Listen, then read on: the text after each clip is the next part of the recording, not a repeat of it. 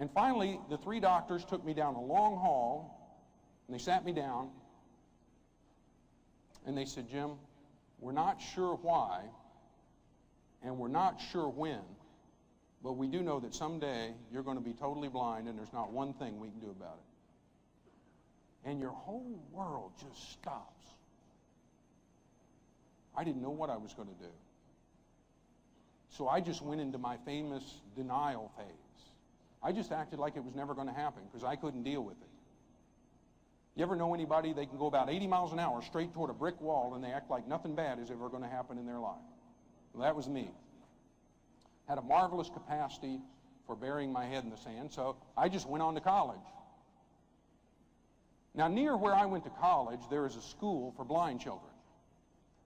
And to this day, I don't know what my motives were. I don't know if I was trying to make a deal with God or help out or learn more about it or what. But I went over to this school for blind children, and I met with the principal. And I said, look, I'm 17 years old. I have no background, no training, no experience in working with blind kids, but I'd like to teach here. Well, you can imagine how excited they were to see me. Oh, yeah, here's the guy we've been looking for right here. But they did say, Jim, if you're really serious about this, we do have one kid you can kind of work with one-on-one. Well, I said, I was kind of thinking of having my own class, actually. And they said, Jim, you either work with this one kid or you get out of here. I said, okay, what do I teach this kid? And they said, Jim, that's just it. Christopher is 4 years old. He's totally blind. He has a lot of other physical problems. And we have determined that he's never going to grow or learn or advance or develop any more than he already has. So what we want you to do is keep him quiet and keep him away from the other kids so at least they can learn their lessons, because Christopher will never learn any more than he already has. Ladies and gentlemen, don't you ever forget that we always live up to the expectations we have of ourselves or those expectations that we allow other people to place upon us. Thank you.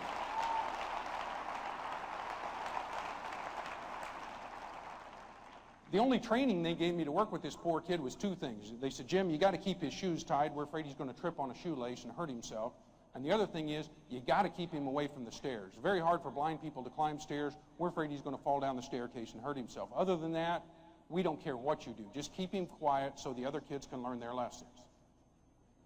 Well, that first day, I went out to meet Christopher, and he was very, very small, much smaller than you would expect a 4-year-old child to be. And he was totally blind, and he had a lot of other problems. And I said, young man, before I leave here, no matter how many days or weeks or months or years it takes, you are at least going to learn how to tie your shoes and climb the stairs. And he said, no, I can't. And I said, yes, you can. And he said, no, I can't. And I said, yes, you can. And he said, no, I can't. And if you've ever spent any time with a 4-year-old, you know, they can do that all day long. I had never experienced anything quite like that. No, I can't. Yes, you can. No, I can't. Where are you? Right down. Well, I began going to the university every day, and then every afternoon I would spend with Christopher learning how to tie our shoes and climb the stairs. Then it happened. I finally hit the wall. I couldn't see to get around on my own anymore. I couldn't read anymore. I didn't know then what you know right now. I didn't know I could exercise my right to choose and make a quality decision and change my life by changing my mind. I would have given $1 million that day to know what you know right now, because it's been worth a lot more than that to me in every area of my life. But I didn't know that. So I prepared to do the only thing I did know how to do, which was quit. That's what I was good at then. I had a PhD in quitting. In fact, folks, most of you, I don't know your names. I don't know where you're from. I don't know the challenges and the obstacles and the barriers that you face in your world, in your business, in your career, in your personal life. But there's one thing I know about you and your big dream. There's one thing I know about that better than you know about yourself.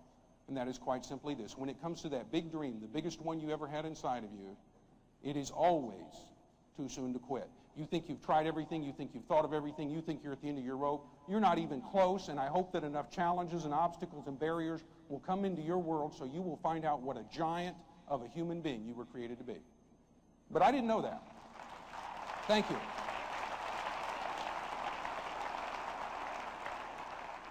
But I didn't know any of that, so I prepared to quit. I went over to school for the School for the Blind Kids for what I thought would be my last day. I got there early, and I met with the principal. And I said, look, I'm going to have to drop out of college. I can't come here anymore and volunteer to work with Christopher. This will be my last day because I just can't make it. Well, I didn't know they dropped Chris off early that day, and Christopher's standing outside the open door to the office hearing this whole conversation. So as I went out to tell him goodbye and tell him I loved him and tell him I hope someday somebody else would show up and spend some time with him, he turns to me and says, yes, you can. And I said, no, I can't. And he says, yes, you can. I said, no, I can't. And he said, yes, you can.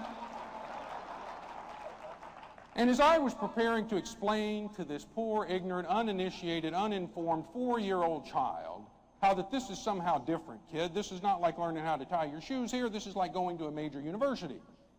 As I was preparing to explain that to him so he would understand, it hit me like a ton of bricks.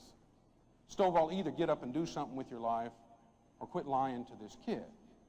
Because if it works for tying your shoes and climbing the stairs and finishing college and creating lives and careers and businesses and lifestyles and destinies that are worthy of you and worthy of your best efforts. And if it doesn't work, let's quit lying to people.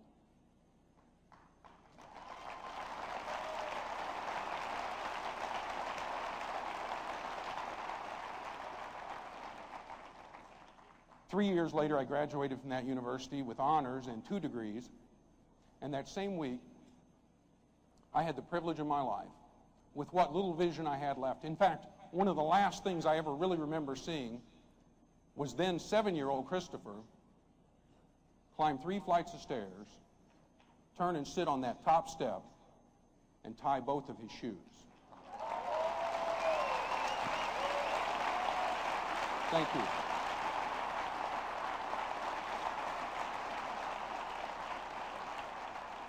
And that's the person that's impacted my life the most. It's not the movie stars, the athletes, the millionaires, the billionaires. It's a 4-year-old child that came into my life for 3 years to teach me the unadulterated wisdom of the ages, which is quite simply this. No matter what the dream is inside of you, the answer is always yes, you can, because that big dream would not have been put inside of you if you did not have the capacity to achieve it.